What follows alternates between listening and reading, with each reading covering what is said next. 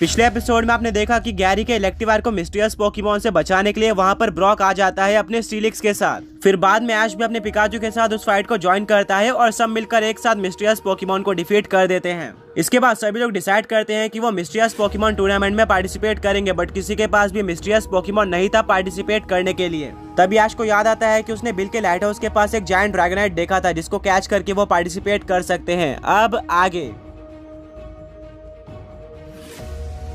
ऐश bill से मिलता है, पर तभी बिल के लाइट हाउस में एक कॉल आता है। बिल जाकर उस कॉल को उठाता है एंड उसको पता चलता है कि वो कॉल किसी और का नहीं प्रोफेसर ओक का है। प्रोफेसर ओक बोलते हैं कि बिल क्या वहाँ पर ऐश है, मैं उससे बात करना चाहता हूँ। बिल बोलता है कि हाँ प्रोफेसर ओक यहाँ पर ऐश है, और ऐश पीसी के सामने जाकर बैठ जाता है। वो बोलते हैं कि ऐश ऑफिसर जेनी ने मुझे बताया है कि तुम मिस्टीरियस पोकेमॉन टूर्नामेंट में पार्टिसिपेट करने जा रहे हो और इसीलिए तुम बिल के लाइट हाउस पर आए हो जायंट ड्रैगनाइट कैच करने। ऐश बोलता है कि हाँ मैं यहाँ पर इसीलिए आया हूँ। प्रोफेसर ओक काफी गुस्सा हो जाते हैं और बोलते हैं कि ऐश अभी हमारे पास टाइम नहीं है, तुम्हें जल्दी से पाल्डिया रीजन जाना होगा। सिर्फ 30 डेज बचे हुए, अगर इन दिनों के अंदर तुम पाल्डिया रीजन के सारे टास्क कंप्लीट करके वहाँ पर नहीं पहुँचते हो तो तुम वहाँ के चैंपियनशिप में पार्टिसिपेट नहीं कर पाओगे और वो टाइटल तुम्हें नहीं मिल पाएगा।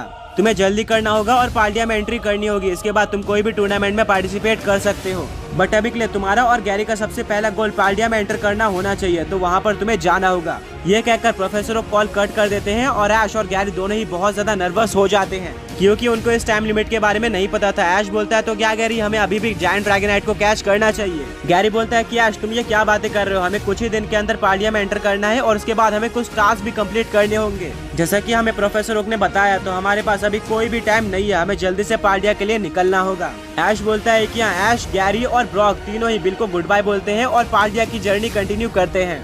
ब्रॉक बोलता है कि ऐश अगर हम पाल्डिया टाइम पे नहीं पहुंच पाए तो हमारे लिए ये काफी बुरा हो सकता है और मुझे ये भी नहीं पता कि पाल्डिया कहाँ पर है। गैरी और ऐश को भी नहीं पता होता है कि पाल्डिया कहाँ पर आएगा। ऐश बोलता है मेरे पास एक आइडिया है, क्यों ना हम ओल्ड मैन को कॉल करें जिससे हम पोकेमॉन मास्टर चैंपियनशिप में मिले थे। मेरे पोकेमॉन मास्टर बनने के बाद वो नॉर्डन से बाहर भी आ गया होगा, वो हमें हेल्प कर सकता है। ब्रॉक बोलता है कि हाँ ऐश ये बहुत ही अच्छा आइडिया है। इसके बाद ऐश उस ओल्ड मैन को कॉल लगाता है।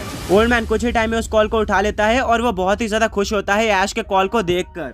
वो बोलता है कि ऐश क्या तुम अभी भी नॉर्डन में ट्रैवल कर रहे हो, क्या तुम पोकेमॉन मास्टर बन गए हो? मैं पोकेमॉन मास्टर चैंपियनशिप में हारने के बाद नॉर्डन में फंस गया था, बट लकीली मुझे बाहर जाने दिया गया और अब मैं फाइनली पाल्डिया में आ चुका हूँ। मैं वापस नॉर्डन में नहीं जाने वाला हूँ और आई होप तुम भी नॉर्डन से बाहर आ जाओ। इस पर ऐश और ब्रॉक हंसते हैं और ऐश बोलता है कि वेल मैं अब पोकेमॉन मास्टर बन चुका हूँ नॉर्डन के पोकेमॉन मास्टर को डिफीट करके।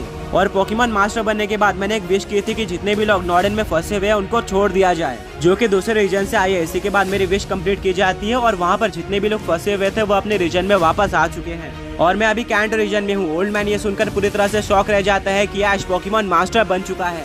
उसको बिलीव नहीं होता है और वो बोलता है कि ऐश मजाक मत करो, मुझे पता है कि तुम पोकेमॉन मास्टर नहीं बने हो। ऐश बोलता है मैं सच में पोकेमॉन मास्टर बन चुका हूँ और असली पोकेमॉन मास्टर कोई और नहीं बल्कि मेरे डैड ही थे, जो कि बिल्कुल अनबिलीवेबल था। ओल्ड मैन ऐश की न्यू आउटफिट भी नोटिस करता है जिससे उसको बिलीव हो जाता है कि ऐश कैंटो में आ चुका है और वो बोलता है कि ऐश अगर तुम पोकेमॉन मास्टर बन चुके हो तो मैं तुमको कांग्रेचुलेशन बोलना चाहता हूँ। ये तो एक ड्रीम की तरह है कि एक पोकेमॉन मास्टर मेरा दोस्त है और उसने मेरे साथ ट्रैवल भी किया है, मैंने उसकी आधी जर्नी देखी हुई है। ऐश थैंक यू बोलता है और बोलता है कि ओल्ड मैन फिलहाल के लिए हमें तुमसे एक हेल्प चाहिए।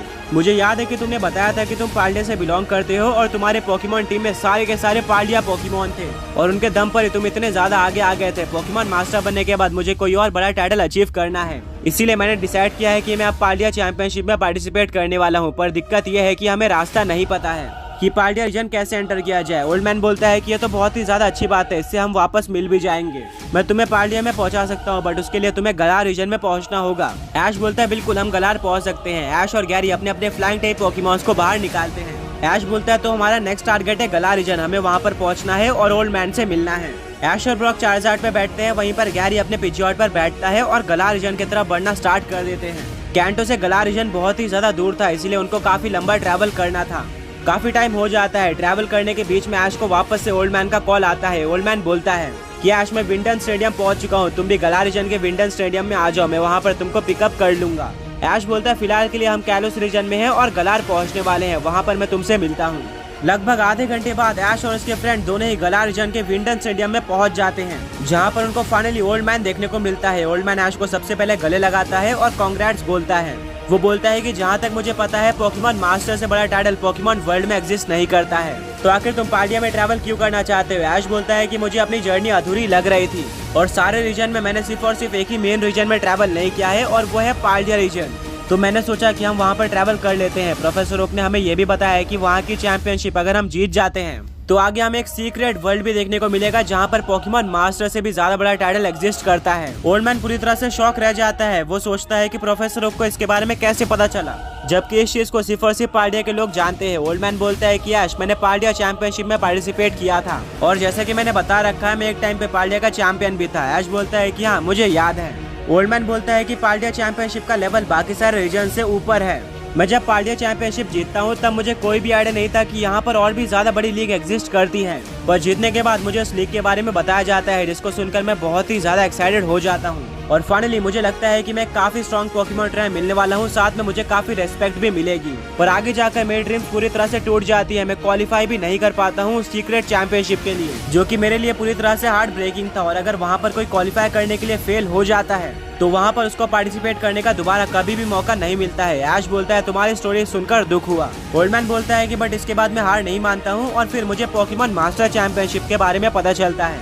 हालांकि मैं वहाँ पर भी फेल हो गया, बट अब तुम पार्टिसिपेट कर सकते हो पार्डिया चैंपियनशिप में और अपनी ड्रीम पूरी कर सकते हो। ऐश बोलता है कि हाँ मैं अपनी ड्रीम पूरी कर रहूंगा, अब हमें पार्डिया रीजन चलना चाहिए। ओल्ड मैन बोलता है बिल्कुल, मुझे फॉलो करते रहो। सभी लोग ओल्ड मैन को फॉलो करना स्टार्ट कर देते हैं और वो उनको एक केव के पास लेकर आ जाता है। ओल्ड मैन बोलता है कि जिस तरह से हम गलार के एक केव को यूज करके नॉर्दर्न रीजन में जा सकते थे, उसी तरह से हम इस केव को यूज करके पार्डिया में जा सकते हैं। ऐश बोलता है ये तो बहुत ही ज्यादा इंटरेस्टिंग है। सभी लोग काफी ज्यादा एक्साइटेड होते हैं पार्डिया में जाने के लिए। उस केव को यूज करके वो लोग पार्डिया में पहुंच जाते हैं और उनको एक काफी यूनिक रीजन देखने को मिलता है। इतना ज्यादा कोई भी रीजन ब्यूटीफुल नहीं था। एंटर करते उनको गार्ड मिल जाता है। वो ओल्ड मैन को जाने देता है, बट ऐश, गैरी और ब्रॉक को रोक लेता है। ओल्ड मैन बोलता है कि मेरे फ्रेंड्स हैं जो कि दूसरे रीजन से आए हैं। गार्ड बोलते हैं तुम रुक जाओ, हमें इनकी क्वालिफिकेशन देखनी होगी। अगर ये स्ट्रॉन्ग पोकेमॉन ट्रेनर से तभी पार्डिया में आ सकते हैं, वरना हमें इनकी जरूरत नहीं है। सबसे पहले गार्ड ऐश को चेक करते हैं। ऐश बोलता है कि मैं पोकेमॉन मास्टर हूँ, साथ में वर्ल्ड चैंपियन भी हूँ और मैं अलुदा का चैंपियन भी हूँ। सिक्योरिटी गार्ड पूरी तरह से शॉक रह जाते हैं क्योंकि पार्डिया में कुछ ही ऐसे ट्रेनर्स एग्जिस्ट करते थे जो कि इतने स्ट्रॉन्ग हो। वो कुछ भी नहीं सोचते हैं और ऐश को एंट्री दे देते हैं।